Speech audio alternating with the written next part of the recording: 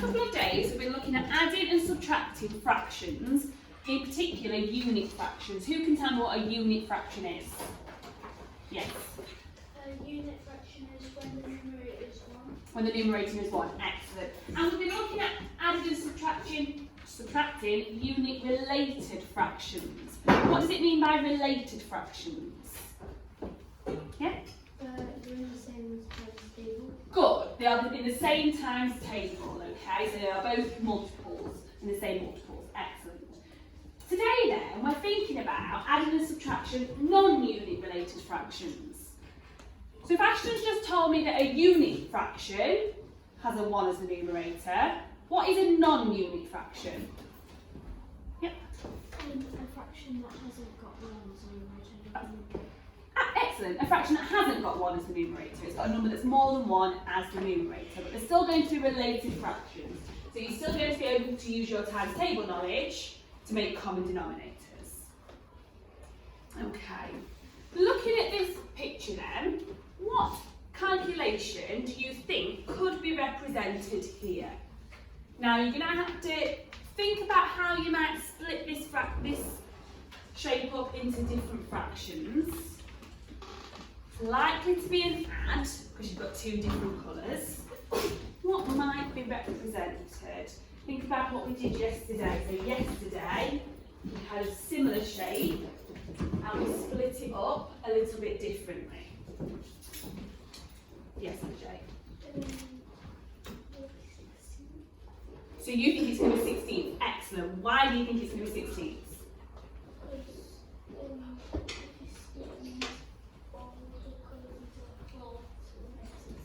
Excellent. So you want to split this fraction, this shape up, and split them all into 4s to make 16, because you know that 4 lots of 4 is 16. Good.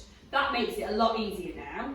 So everybody now should be able to tell me what added to what. What is my calculation? Think about the blue. Think about the red. Let me do a bit clearer now. Think about that line. Ruby. 12 16ths. What colour does that? What colour does the 12 16ths represent? The blue. So the blue represents 12 16ths. Add, Karen. 4 16. Is it all 4 that's been represented by the red? Good boy, it's 3, isn't it? Add 3 16ths. Perfect. Okay? Tell your partner then, what is the answer? And tell them, how do you know? What have you perfect. Right. Listen then and tell me. Gracie. So you're telling me the answer is 15 16ths. What did you do to get that then? Yeah. Excellent, well done. The denominator stays the same when we're adding and subtracting fractions. That's why we find that common denominator. We found the common denominator, we've added our numerators, and we've kept our denominator the same. Perfect. Now you can see it all split up. Okay. If we look at that on a number line then, we know that 3/4, which is here, is the same as 12 16ths. If we go back, where can you see the 3/4? Who can tell me? Where can we see 3/4 there? Olivia? The blue part. But we split that up and we said that was 15 16. No, we didn't. We said it was 12 16. So why is it now 3/4? Lorna? Because if we thought about it as a whole, we split it into what? 4 parts, which is quarters, and we can see that's 3/4. But what we did is we found that common denominator by splitting it down further, didn't we? So we know that 3/4 is the same as 12 16 because we split it into 4. We times it by 4, 3 times 4 makes 12. And we can see that on our number line. We know that 3/4 is the same as 12/16. Excellent. Add our 3/16 and it gives us 15/16.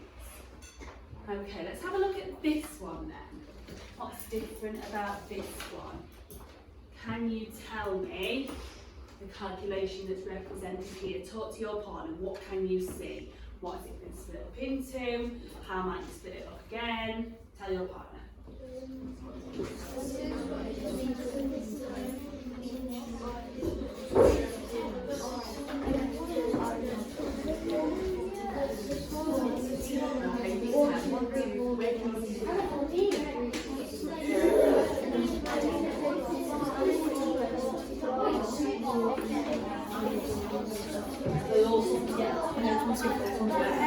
All the squares, little squares, haven't been split in half. Again, actually, you notice that some of them have been split in half, but not all of them.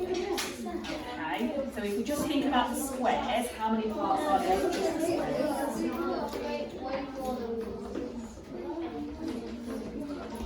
1, 2, 3, 4, 5, 6, 7. 7 parts if we think about the squares. So if we think about the red, what's the red? 3/7, good girl.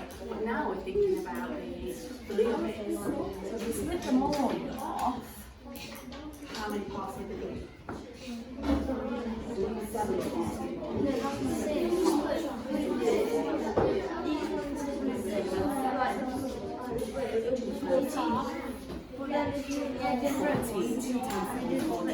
How many 14s would we produce? 3. Excellent. Right then, let's have a listen.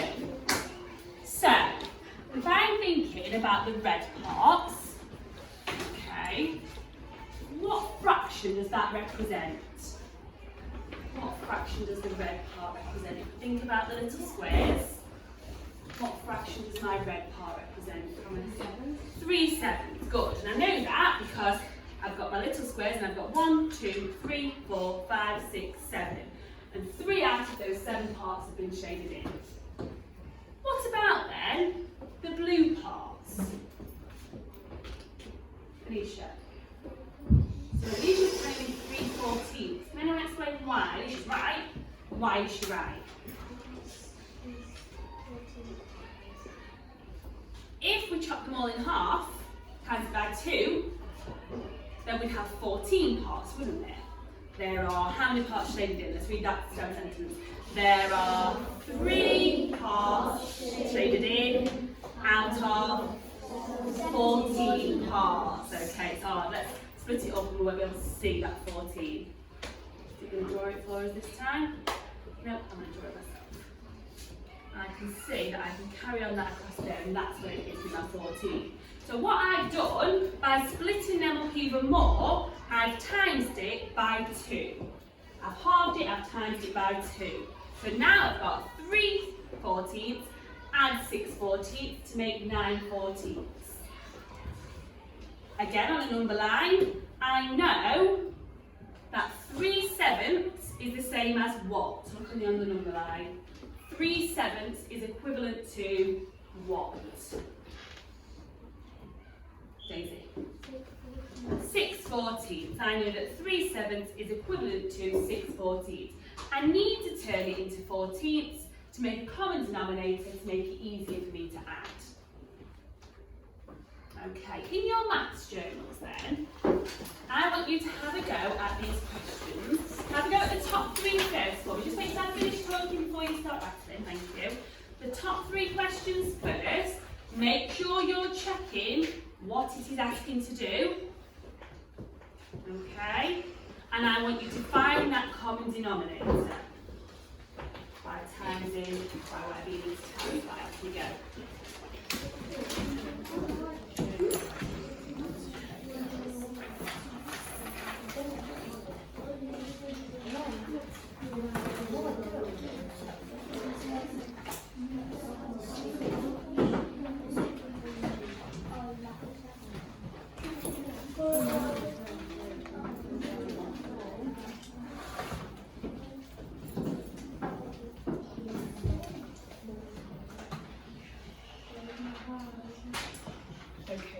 bottom here.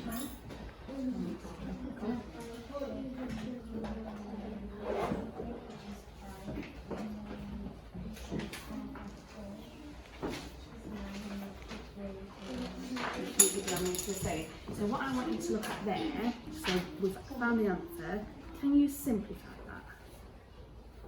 Are they a multiple of the same thing? Okay, so we're coming back to what they got, you can simplify it. 3, good, so you can divide them both by 3, good. Have that for her.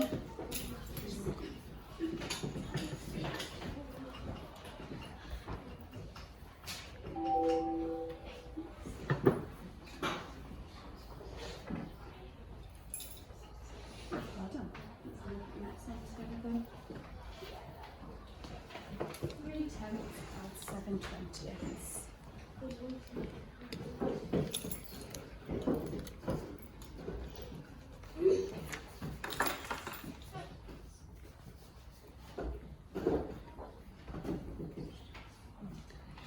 And how are you going to find a common denominator then? What are you going to do?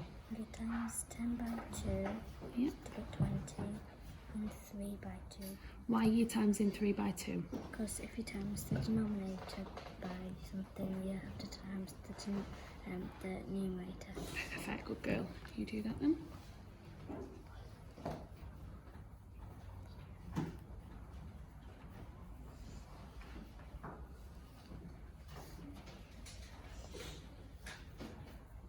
Okay, and can we simplify that number now? No, why not? Good. How do you know you can't simplify it? Because it's Because 13 is a prime number, good girl, and you know that prime numbers can only be divided by or themselves. And can 20 it can be divided by 1, but it'll make the same, won't it? Can 20 be divided by 13? No, so you can't simplify that, good girl. Times the 9 and the by 2, which is, so I had a common denominator, and then times the 2 by 2 as well, because whatever you do to the denominator you have to do to the numerator, which gave me 4/18ths, and then I did 17 subtract 4, which gave me 13, and you don't subtract the denominator, so I got 13/18ths. We use times 3 by 4 to make the denominator 12. So what are we trying to find? If we want the denominator to be 12, use that special phrase. We're trying to find something. I don't always want to hear the word equal. I know that's the main one I like to hear, but it's not equal. Related. Can somebody help Charlie out? He's right, we need to make the denominator 12, but what are we trying to find there? Olivia? we're trying to make the denominators equivalent. So we need times 3 by 4. Well, that's what Charlie said. I'm looking for it. It's 2 words, it's a phrase. Noah? Times No, that's not 2 words, is it? What am I trying to find? Shalom? a common denominator. Fantastic, you can have a dojo. Yeah, we're Charlie, trying to find a common denominator. You said it's going to be 12, so talk me through it from here. Times 3 by 4 to get the denominator of 12. Yes. I need to, whatever you do to the denominator or numerator, you need to do to the denominator or numerator. And because we times the denominator. Right, say that again because you put it all together I then. don't know. Whatever you do to the denominator, you do to the. Numerator. There we are. And it's the same if it's the other way around. So we're rewriting 1/3 and we want to turn it into 12. So our 5/12 stays the same, doesn't it, Charlie? Yeah. Okay, and what fraction are we working with now? We're working with 4/12. 4/12. Now my denominators are the same, so what's the final thing I need to do? 9/12. Oh, yeah, add them together. Add what together? 4/12 and 5/12. And that's 9/12. What am I adding together? If you needed to give me these instructions using your maths word, which numbers am I having to add together? I'm not just adding together 5 and 4, there's special names for those The numbers. numerators. Fantastic. 9/12. Okay, so we've got 2 people that have solved this calculation 3/4 add 7/12. We've got Adam on the left with his working out, and we have got Miser on the right. I want to tell your partner what they've done differently and try and figure out if one of them is correct and one of them is incorrect. Amelia, what do you think? You think they're both correct. Amelia thinks they're both correct. Does anybody else think one of them is correct, one of them is wrong? Olivia? I think that Miser is correct because she simplified her answer, but I don't know what it is his name, but he is incorrect because he hasn't simplified his answer, so you wouldn't get the mark if you put that down. Because it does mean the same thing. 16/12 equals 1 4/12, but she simplified it. So you agree with Amelia that they're both right, they've both got the right answer, because they've both done 9/12 and 7/12, haven't they? Yeah, and they both got the right answer, but I think it'd be better if she simplified it. So we don't think he's wrong, we just think she's got a better answer. Yeah. What has she done to her answer at the end? She's simplified it, so she's Let's see what Riley was going to say, because his arm went straight up then. Put it into a mixed number. Yes. So Adam has been left with what kind of fraction? An improper fraction. Maisie, we were saying, weren't we? Well, maybe Adam's wrong because an improper fraction is wrong. Is an improper fraction wrong? Not all the time. It's still a fraction, Yeah. but she's put it into a mixed number, which sometimes you would have to do. If you were doing a test and it said give your answer as a mixed number, you need to be able to do this, don't you? Like Maisie's done. Harvey. I was going to say, you basically said my question. I was going to say that it depends what the question is. So. That's why it's really important you read the question properly to see if you need to be putting it into a mixed number. Okay, maths journals then. 7, 10s add 5, 20s. You should be really, really big. Got your pencil up already, Charles, writing.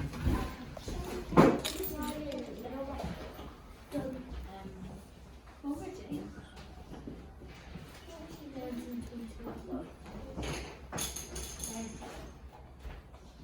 Very good. First thing I'm going to ask myself is, are the fractions related?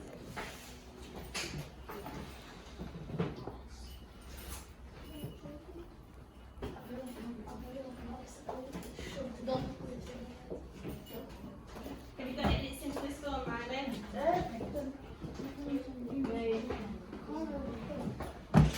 I can see some different. Walk around and see a few different fractions in the answer.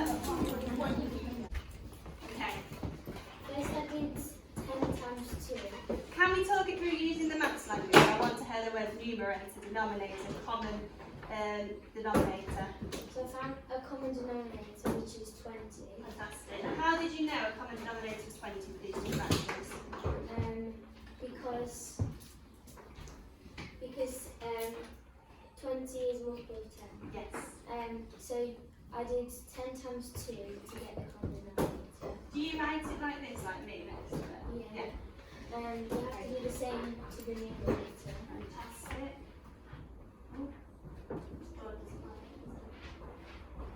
Instead of then the fraction would be 14/20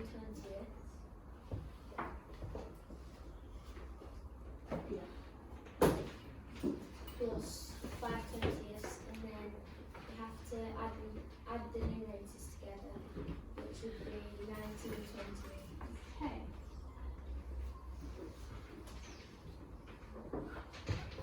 If the question asked you to give the answer in the simplest form, could you do that? Yeah.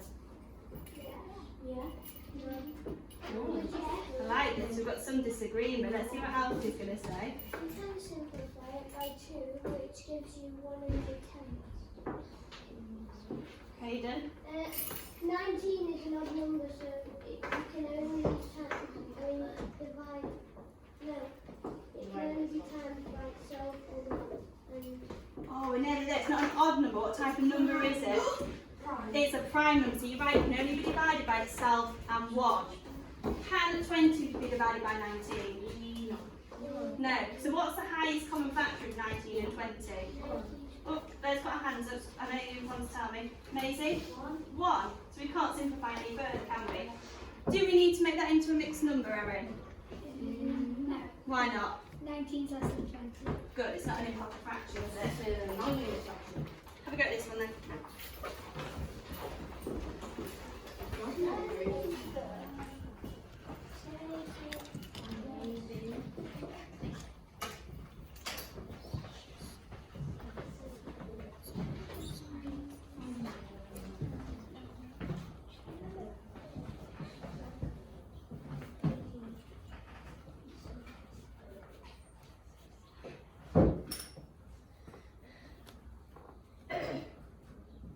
That looks good enough here. We'll have meet your work now, Miss George. And Travis. Yeah. Oh, so you'll be able to do something different this time? Right.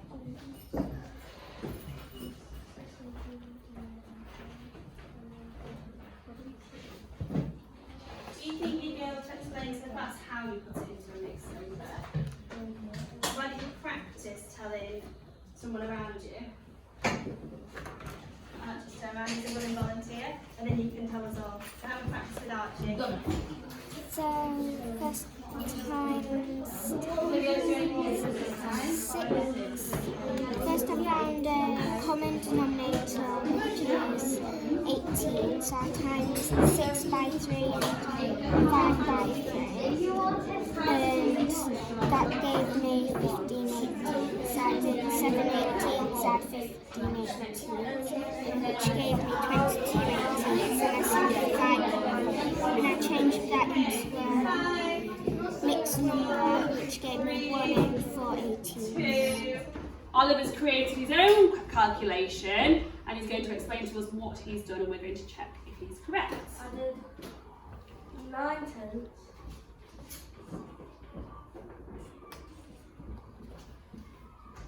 Take away 5.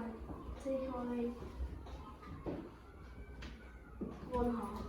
That's good. And 7 fifths. Add 7 fifths.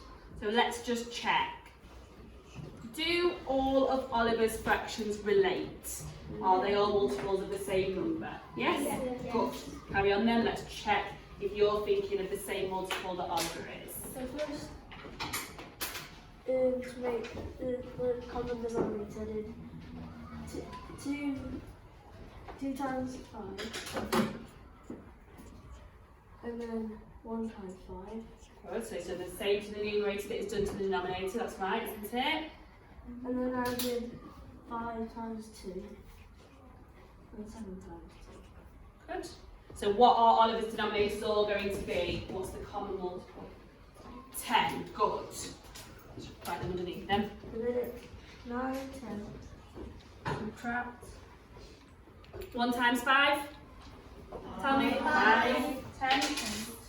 Good. add 7 times 2? 14. tenths. Good. Then I did 9 tenths, subtract 5, which is 4 tenths. 4 tenths. And Good. then I did 14 tenths, add 4 tenths, which is 18 tenths. Good. And then I know 18's bigger than 10, so which it must be a whole. And that equals 1 with 8 left over, which Good. is 8 tenths. Oh, what can Oliver do here then? So he's got 1 and 8 tenths. What can he do to that 8 tenths, Evie? He can simplify it. Go on then, Oliver. It looks like you were going to do that. Yeah, and then I divided 8 by 2. Keep the 1, and then divide 8 by 2 would be 4, and 10 divided by 2 2 which is again. 5. Good. Excellent. Well done. So we've got